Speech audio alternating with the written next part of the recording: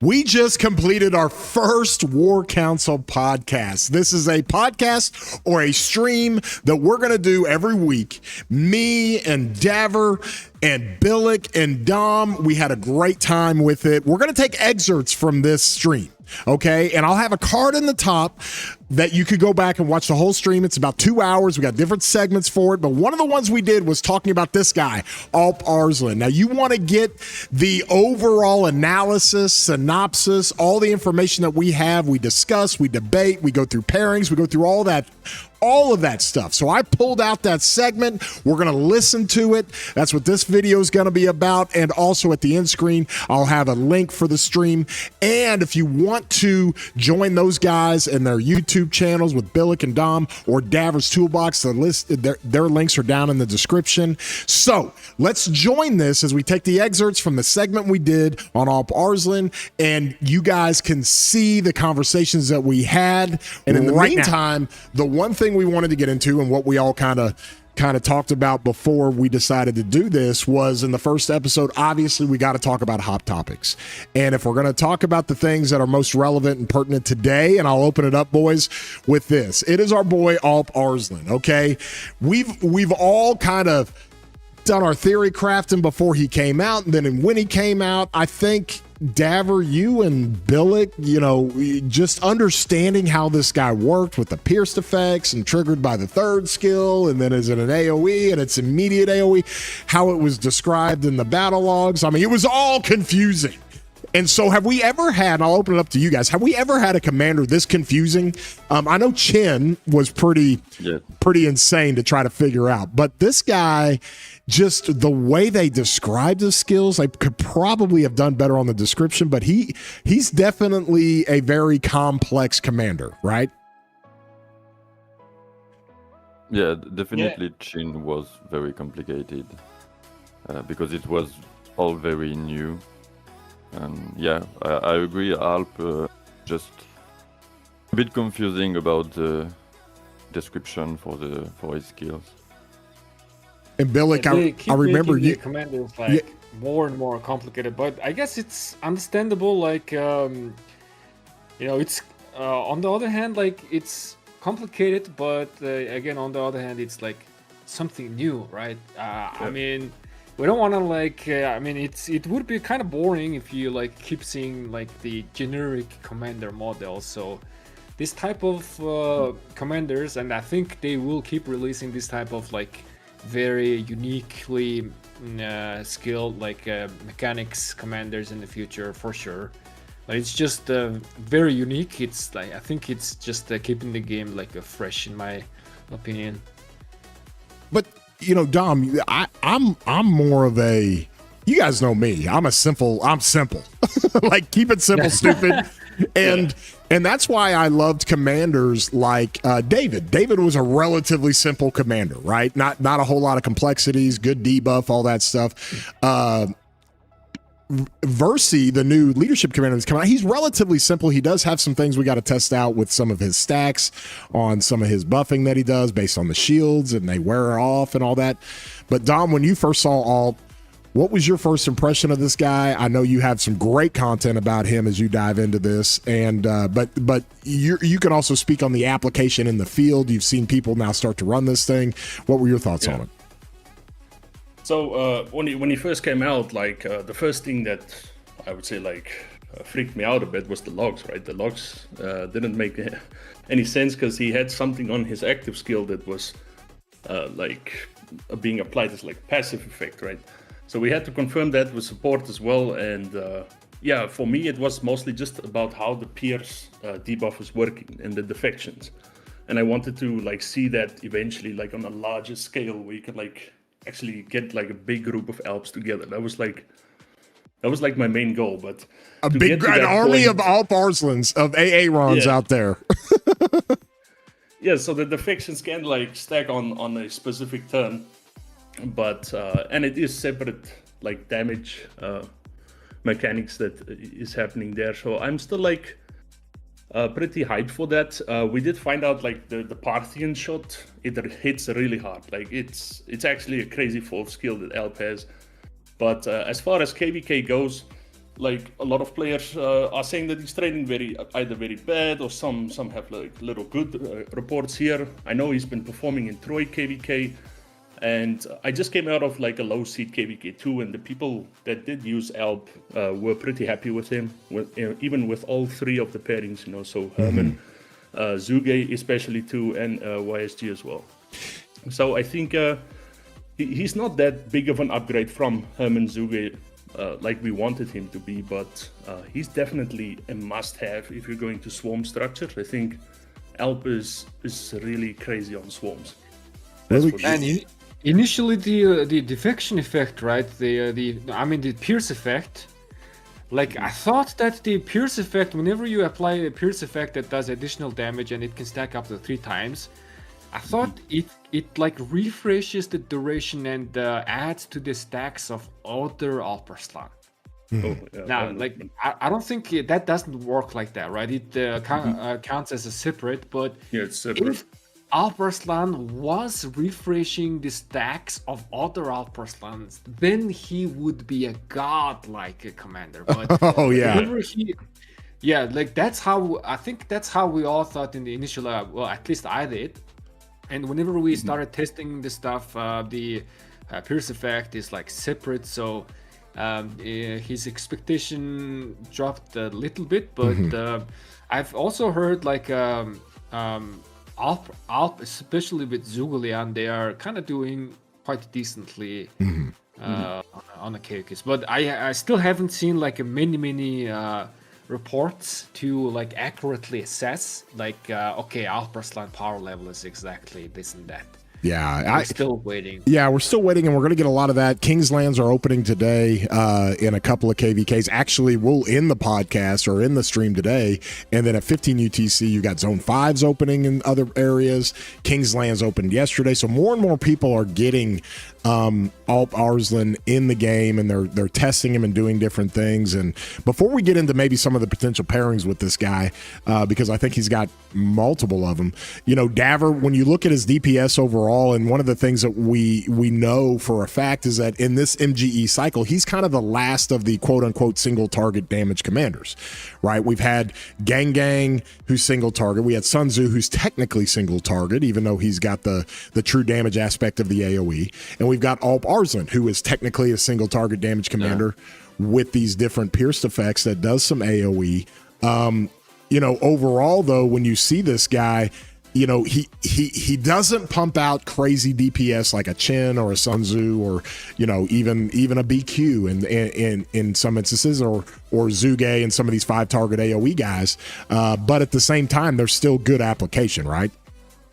Yeah, and DPS is just one part of what you are expecting a commander to perform. Like, he can also spread debuff, and depending of the pairings you will use him with. So yeah, it's decent for a single target commander. I guess it's decent DPS on the field. Kind of like a Sun Tzu. This is like a new generation of single target commanders that have some abilities to spread more DPS and more damage on other matches. And I think that the simple way to say that is Sun Tzu, single target damage commander with AoE, an AoE component to it that essentially buffs himself with the rage, right? With Sun Tzu, anytime he's hitting marches, anytime he's hitting marches with that true damage AoE, he's kind of got, and that goes back to the beginnings of Sun Tzu Epic, right? When he hit targets with his AoE, he got more rage. With Alp, it's a little bit different. As he's hitting targets and as he's doing some of that stuff, he spreads debuffs, and then you've got the different aspects that he's got with the Parthian shot and obviously his third skill. But I think overall, how to say this simply, and this is what's fun about this. And chat, you guys know this, and we're seeing the questions in there. Bulba, good to see you, man, and Brant and some of you guys.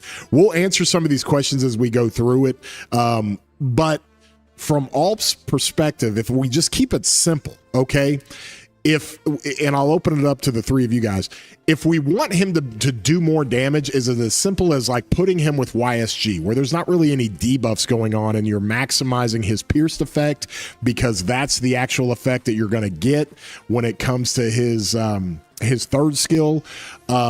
Is that a simple way to say it as far as doing more damage? And then if you want to use him more for debuffing, you can put him with Herman, or you can put him with Zuge. You can put him with some of these other commanders that do more debuffing. You know, what's the easy way to say this for everybody? Yeah, I think with YSG you will prioritize the pierce effect. At the same time, I think it's select and on that if you do a lot of back and forth, you might be a bit slow on the pierce spread. But I think YSG and pairing with YSG and pairing with Zhuge Liang to maximize the skill damage spread. Yeah. And pairing with Herman if you want to also prioritize the poison stacks spread. Yeah, Billick, you had some thoughts on this with Zuge, and people have been debating about this as we talk about the pairings of Alp Arslan. I've seen reports with all three that are pretty good. Now, Alp is not doing 4, 5, 6 million kill point type of reports like we saw with Chen or even Sun Tzu. But he's definitely an upgrade. We know that. But Billick, you saw him with Zuge, and I've seen some good Zuge reports with this guy. What do you think is the best for him? If you have a best one that you think, or do you think all three work? Like, what are your thoughts on that? So, my analysis and theory crafting, it was kind of directing towards the best pairing for Alp Arslan to do damage is Zhuge Liang. Because you want to stack up the pierce effect, but the problem is, in order to stack up the pierce effect, you have to trigger Alp Arslan's third skill, the benevolence passive. You have to be triggering that. And in order to proc the Alp Arslan's, the third skill, you have to do a debuff in order to trigger the benevolence effect, right? That benevolence effect is actually spreading the pierce effects. And if we take a look into YSG doesn't do any debuffs to give this benevolence effect fast enough. So in my eyes, Zhuge Liang was, because Zhuge Liang's first skill is instantaneously applying 5 debuffs, he is instantaneously triggering benevolence effect, so Alp Arslan is starting to spread the pierce effect as fast as possible. So that is what I'm thinking, but I'm still not I still want to see more reports. I mean, YSG does give you tremendous amount of more skill damage bonus, so depending on maybe equipments and such, could still work very well. But in my eyes, Zhuge Liang in terms of doing damage was the perfect pairing. And for debuffing was Herman. Alp Arslan, Herman together, they were insane debuffer. But lately I also discussed with Dom that there's also okay, so Alp Arslan, Herman might be doing a lot of debuffs, but they might also be doing quite a bit amount of damage as well, because they play with Alp Arslan and Herman is not to do damage from the pierce effect, right? Because Herman is applying a poison effect. Now you have a lot of debuffs to spread, so the system is not automatically choosing pierces to spread. So it can spread your poison and then the defense reduction effect from the Alp Arslan's expertise skill.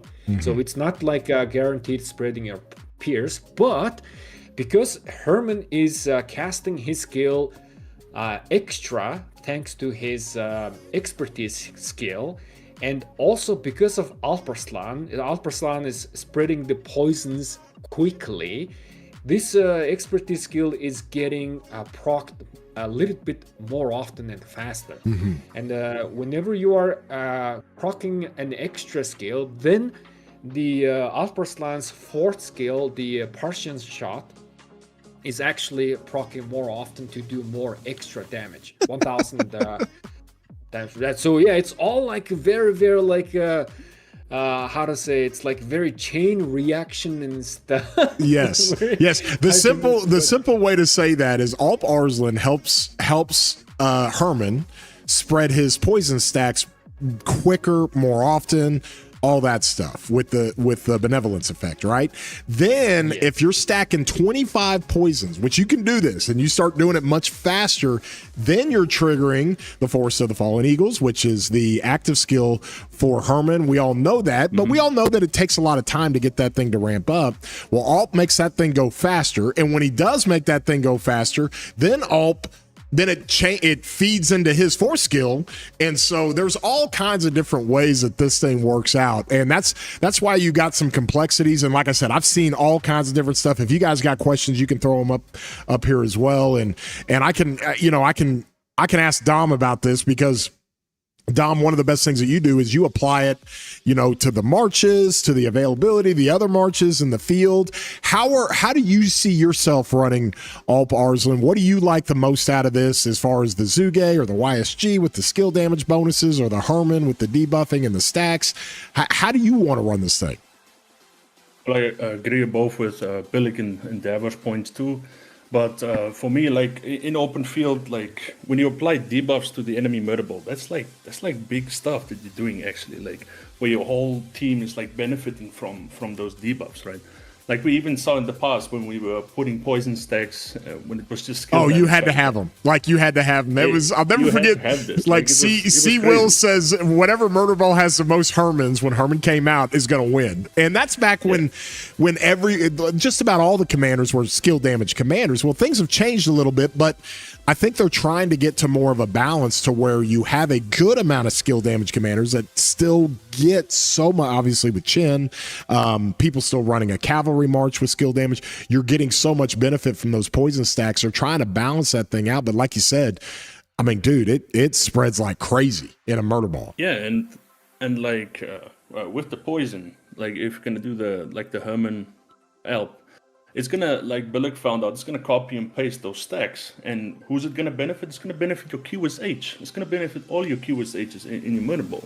And that has very strong application in a fight, I think, as well. But as far as it goes, I also was interested in Alp YSG too, but that was just more for like, and Alp Zuge as well, I guess.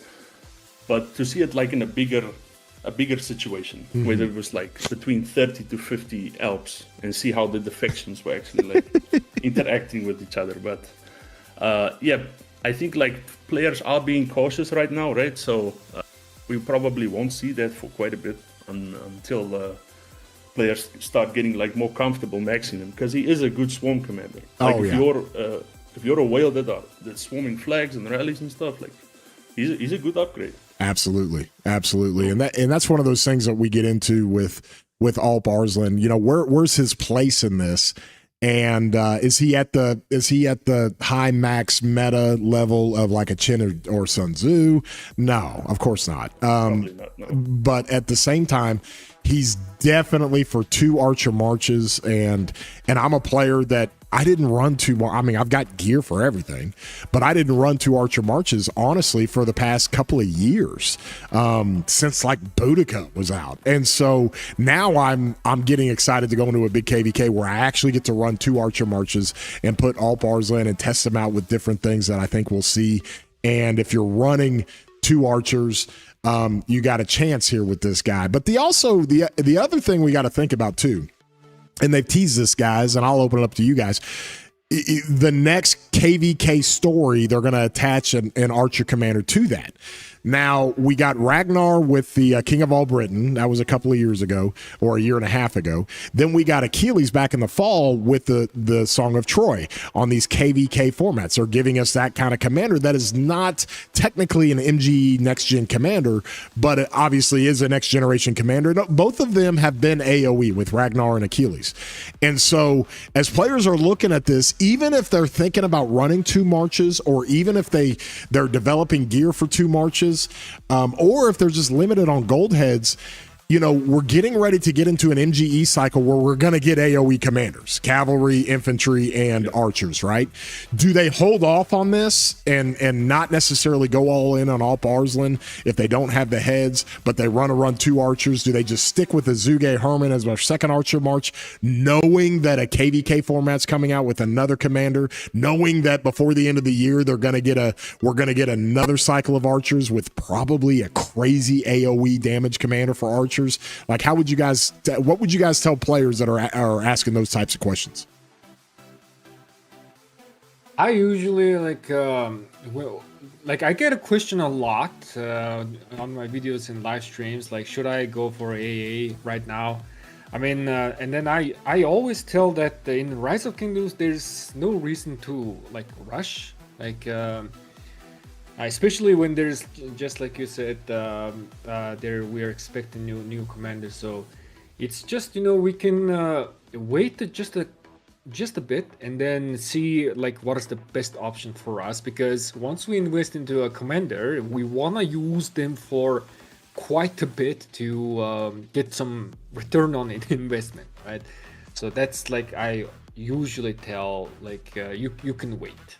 Yes, yeah, and Dom, I will be the same. Go ahead, Endeavor. The same opinion, but the question is more if you think there will be another archer commander soon, do you place Alp Arslan the 3rd or the 4th best archer? Because if you say it's the 3rd best archer, then you can pair him with the next archer coming.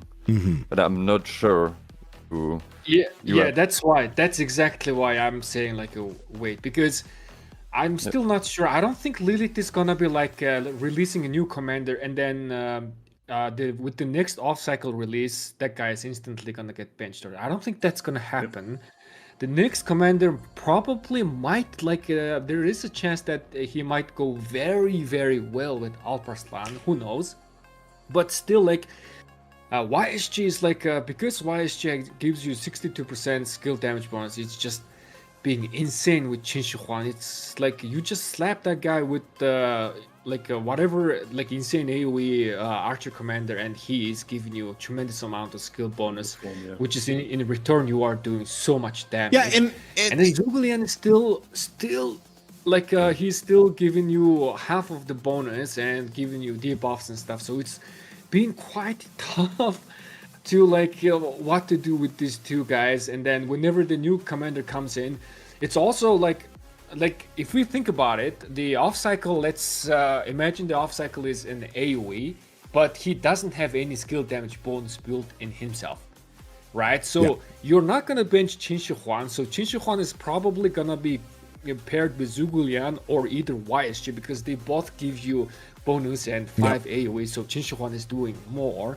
And then the off cycle is does AoE again, but it's just Alp Arslan doesn't have that much bonus. So what if there is a scenario that the off cycle is better suited with also YSG and Zugulian instead of Alp Arslan or something like that? Yeah. I mean, I'm not saying that's gonna happen, but it's just so much question mark, right? Just in case. Yeah, and I think the simple way to say that, and Dom, you've seen it, where they release a commander that revives other commanders, right? Yeah. And so we don't know. If this was just a straight linear, this guy's more powerful than the previous commanders, we're going to use this guy. Then the next guy's more powerful than the previous commanders, we're going to use the next guy. They never do it that way. Obviously, with Luce, when he first came out into the game, dude, I remember my buddy Bob the Greek. He ran R5 with us. You remember over in 2605, he was with us. Bob was awesome, but Bob was the first one to tell me, dude, run Alex with Luce. And I was like, run Alex? What are you talking about, run Alex with Luce? Because it was everybody was running CPO. CPO was the best, right, at that time. And the synergies with Alex and how it revived Alex. The same thing with Chin reviving YSG and really bringing him back into the meta. We've had it before with the cavalry when Arthur came out. So many synergies with William the Conqueror that it was God, we were reviving William here. And so when it comes to kind of predicting the commanders that are going to come in the future, we don't know, because it all depends on the kind of skill sets and the different things that they put in the kits of new commanders that might be reviving. I mean, it's something as simple as, you know, you have a 15% less damage debuff that Zuge puts on the AoE targets, right?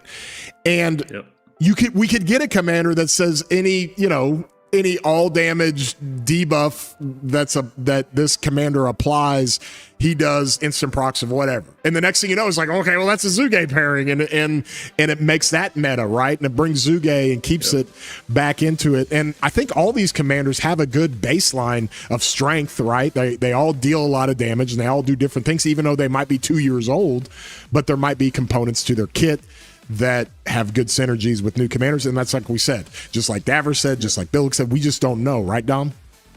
Yeah, I think because it's all based on speculation, right? Because we're looking at like past history, KVK releases and stuff. So I'm kind of like agreeing with Billick here a bit too. Like if they release an AoE type with like that's going to benefit a lot from like skill damage bonus, then Alp might be in trouble. Like, let's face it, because you're just going to want the 5 AoE targets as secondaries, right?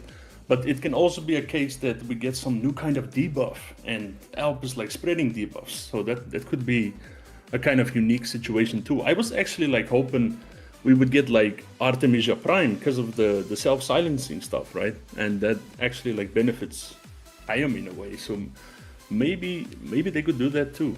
That's at least like what I'm thinking. But as far as it goes for like free to play and low spenders, they should just to that idea that there might be something better coming out. You should not invest into a single target damage type this early.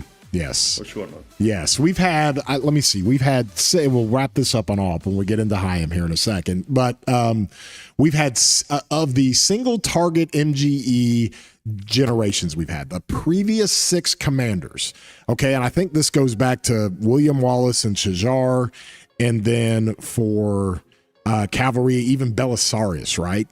That was kind of the single target generation that came out a year and a half ago, 2 years ago. Then we've got it with obviously Gang and Sun Tzu, and Alp Arslan. Only really Sun Tzu of those 6 commanders is the only, commander. It's like, you got to go back to this guy. Like you just don't see, you have debates with those single target damage commanders of being like hey, must max, you got to get him in your murder ball. And I think Alp falls into that category. Now I think he's on the higher side because of the different things he does as far as the value goes compared to like a William Wallace or compared to a Belisarius. But at the same time, he's definitely not reaching that echelon of hey, these are the meta commanders you want to run. Typically those are the AoE commanders, right? So I keep warning people, I'm like, hey, the next 3 releases of Cav, infantry, and archers, there's gonna be some must-max commanders in these things, because typically the AoE commanders are the ones that do the damage. They're the ones that we're all gonna tell you as content creators and quote-unquote experts in the game, we're gonna tell you, like, you gotta get these guys. And so that's just something that I think people need to look forward to. So that's kind of the wrap up on the ALP conversation. We still want to see more pairings, see how things work there. And Daver, I see you in here in the chat as we kind of go through this stuff.